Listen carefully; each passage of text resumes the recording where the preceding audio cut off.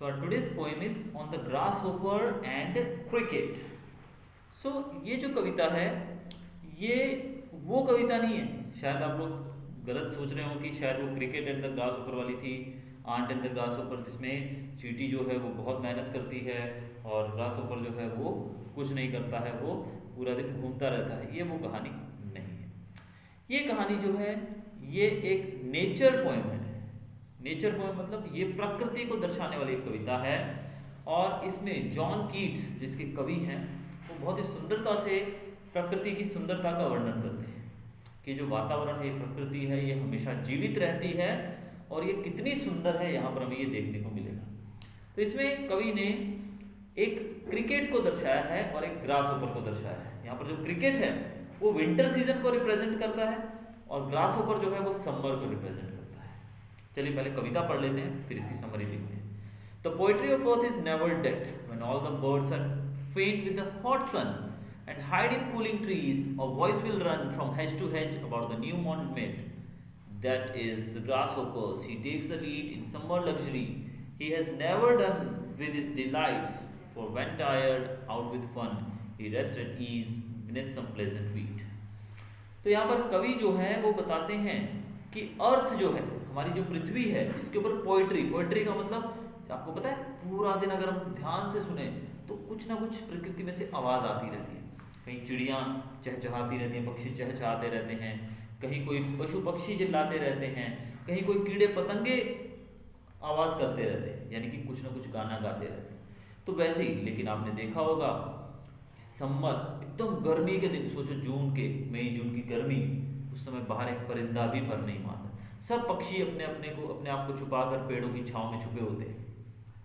बड़े जानवर भी ठंडक में बैठे होते हैं और बिल्कुल सन्नाटा होता है। उस समय भी कहीं ना कहीं से आपको आवाज सुनाई देगी, किसकी? ग्रासहोपर की। वहां पर आपको कहीं ना कहीं ग्रासहोपर बोलता हुआ, गुनगुनाता हुआ सुनाई दे जाएगा। ग्रासहोपर एक जगह से दूसरी जगह कूदता हुआ, हरी घास के ऊपर, पत्तों के ऊपर कूदता हुआ एक जगह से दूसरी जगह घूमता रहता है और वो प्रकृति के गाने को गाता है, नेचर सॉन्ग। अब जब वो थक जाता है बेचारा, देखिए गर्मी इतनी है, जब बड़े बड़े पशु पक्षी थक जा रहे हैं वो नहीं थकेगा। अगर वो कभी थक जाता है तो किसी पत्ते के नीचे, वीड, प्लेजेंट वीड, वीड का मतलब होता है ऐसा पौधा जो कि हमारे काम का नहीं होता है, अनचाहा पौधा, तो ऐसे किसी पौधे के नीचे, ऐसे किसी झाड़ी के नीचे वो अपने आप को बिठाकर वहां थोड़ी देर रेस्ट कर लेता है।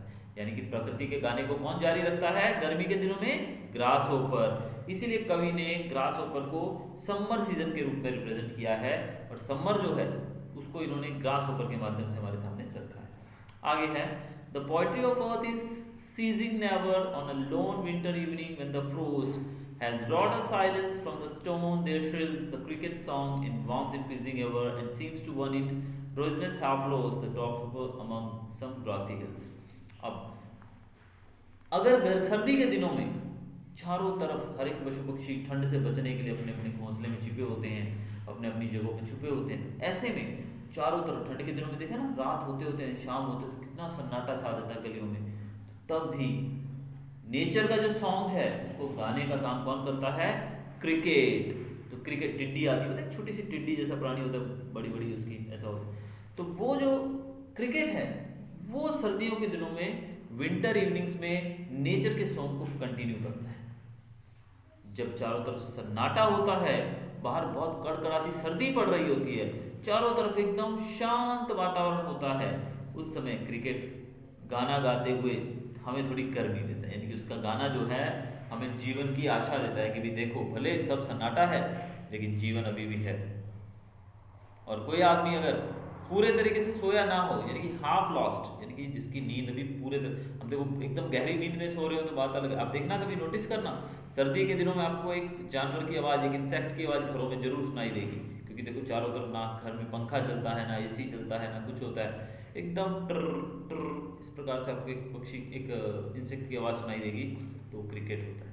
तो सर्दी के दिनों में भी वो बोलता रहता है। तो जो व्यक्ति आधी नींद में है वो जान सकता है कि कहीं दूर पहाड़ों के ऊपर से ग्रासहोपर बोल रहा है, और जो सोए हुए लोग हैं, जिन बिल्कुल सन्नाटे में हैं, वो लोग उस क्रिकेट की आवाज़ ज़रूर सुन सकते हैं। तो यहाँ पर कवि जो हैं वो हमारे सामने एक हमें संदेश भी देते हैं कि हमें हमेशा एंजॉय करना चाहिए लाइफ को। जिस तरह ग्रास ओवर और क्रिकेट यानी कि बाकी पशु पक्षी सब छुप जाते हैं गर्मी से बचने के लिए, कुछ सर्दी से बचने के लिए, लेकिन क्रिकेट और ग्रास ओवर के माध्यम से कवि ने बताया है कि हमें हमेशा जीवन को जॉयफुली एंजॉय वे में जीना चाहिए। तो इस तरह से कवि ने ग्रास ओवर को समर सीजन के रूप में समर से कंपेयर किया है और क्रिकेट को विंटर सीजन से कंपेयर किया है कि किस प्रकार से ये दोनों इंसेक्ट्स गर्मी और सर्दी के दिनों में नेचर के सॉन्ग को जारी रख